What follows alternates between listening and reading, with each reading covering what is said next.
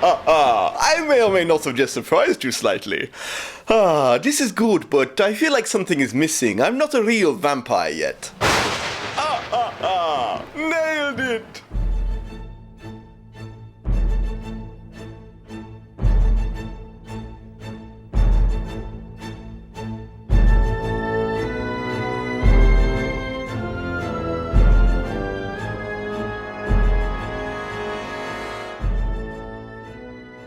Hello beautiful watchers and welcome back to Lost in Adaptation, the show that looks at what books are turned into if they're bitten on the neck by an overzealous screenwriter. In this Halloween episode we're going to be taking a look at the supposed king of all vampires, Dracula. Bram Stoker was a 19th century Irishman who only wrote in his spare time, being in full-time employment as a famous actor's personal assistant and a theatre manager. The vampire myth predates Stoker quite considerably, but he's often given credit for defining them in modern culture. It's written in the form of multiple journal extracts, letters, ship's logs and newspaper reports that have been collected and put together in chronological order. Not one word of the book is narrated. It is essentially the book version of the found footage movie with all of the associated problems with said genre. In the same way that one might wonder why someone is constantly filming things even at the cost of his or her own safety, you also start to think it's a tad convenient that so many people involved in the story are OCD journal keepers with eidetic memories. Choosing which of the dozens of Dracula films to compare the book to was a daunting process. So many iconic movies, so many legendary actors. Then suddenly I realised the decision was obvious, because I remembered there was one film that had no fear of being compared to the book, one film that was so confident of itself it put the author's name in its title.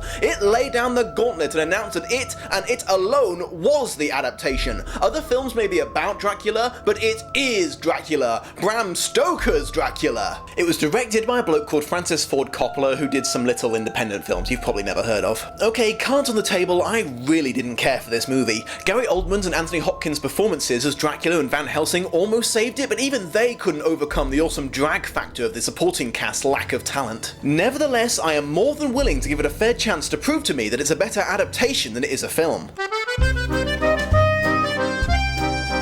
Storyline-wise, it is reasonably good at sticking to the important stuff.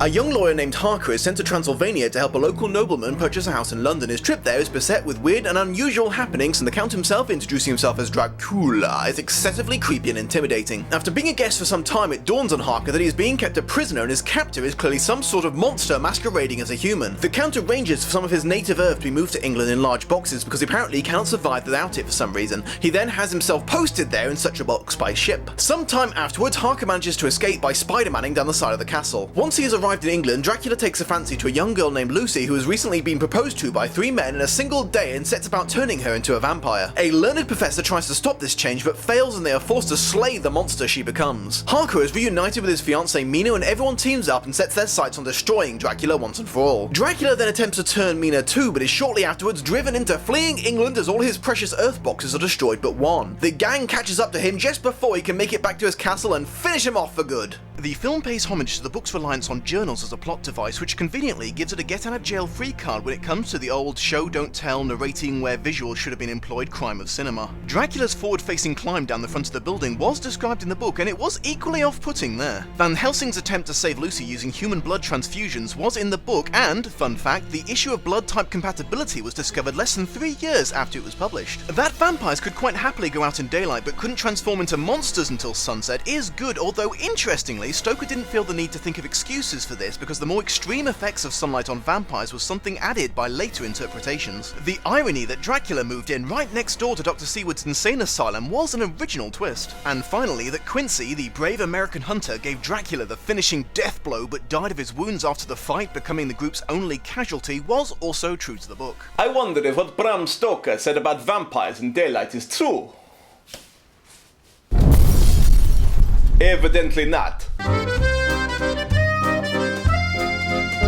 As I said, the story was spot on, but the details, not so good. It may surprise you to hear that, despite it being named after him, Dracula doesn't directly feature in the book much once he leaves Transylvania. You see the results of his actions and people talk about him constantly, but of actual encounters between him and the heroes there are no more than 2 or 3. While I can never fully prove it, what with it being in written form and all, I'm willing to stake my life on it that Harker's accent didn't sound appalling in the book. No, Keanu, bad! That's not what we sound like.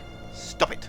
You know, I'm pretty sure there would have been some genuine British actors available in 1992. Why the hell did they bring Neo into this? I would also like to assure you that Dracula had no tinted sunglasses in the book, because despite having lived alone in a ruined castle for centuries, he still had better fashion sense than that! It's a common belief that Bram Stoker based Dracula on a real-life person called Vlad the Impaler of House Draculesi, who earned his place in history by attempting to defend Christian land from invasions from the Ottoman Empire, and, allegedly, killing people by impaling them. However, upon reading the book, it quickly becomes clear that Stoker just borrowed the name and nothing else, as Dracula mentioned that he tried to invade Turkey several times and failed, not the other way around, and he also makes no claims to ever having impaled anyone. Again, however, the film does everything it can to reaffirm this belief by changing Dracula's backstory to include more references to this historical figure. The whole Dracula's wife and her suicide story is film only. I, for one, could have done without those awful falling clips, as it made it impossible to take the film even a little seriously. How Dracula became a vampire isn't explained in the novel, and it's never actually suggested that he was the first or only one of his kind.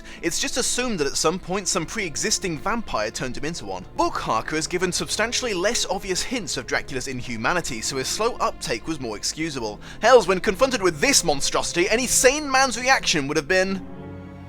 I do believe I'm in the wrong castle. Yes, no, this is number 5, isn't it? Sorry, no, my mistake entirely. Sorry to bother you. Good day to you! There's also no evidence in the book that Jonathan was ever fed upon by a vampire, be it Dracula or any of his brides. His hair still turns completely grey in a short time though, which is a little strange, but I guess not impossible considering the sheer amount of stress he was under. The timeline of events gets a little messed up and overlapped from book to film. Harker escaped the castle right after Dracula left, as the brides were planning to kill him rather than just lick him a lot, and Mina got word from him and left England before Lucy fell seriously ill, so she didn't have any suspicion of her death until Van Helsing sent her the sad news. Almost every one of the main characters has walked beyond recognition in the film. One of the film's greatest sins, in my opinion, is the humanizing of Dracula. Yes, I'm aware of the irony of that statement. The Dracula of the book has absolutely no love interest in Mina, and he pretty much just ignores her throughout, aside from the short scene where he gives her the vampire's bloody baptism, which was nothing more than a display of his power and an attempt to throw Van Helsing and his crew off balance. The scene where she drinks his blood was, in the book, entirely involuntary. He held her head to his bleeding chest while she struggled and wept. In order to facilitate these new romantic plot points, Dracula is made a lot more charming than he was in the book and given even weirder powers than he had before. Look again.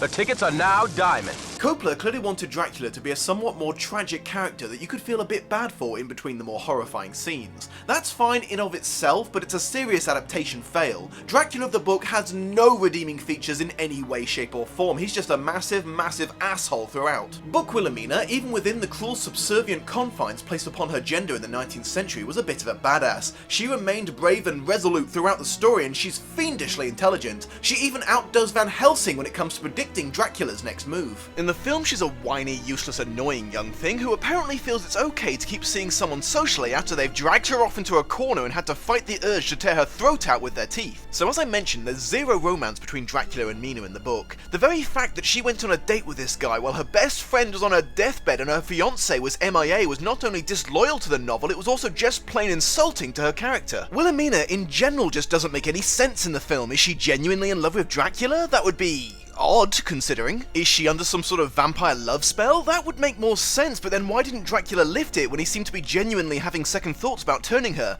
And again, she still seems to be pretty cut up about it after he's dead and all his magic's gone, so it's not an airtight theory. Is she being controlled by destiny because she's the reincarnation of his wife? Possible, but stupid.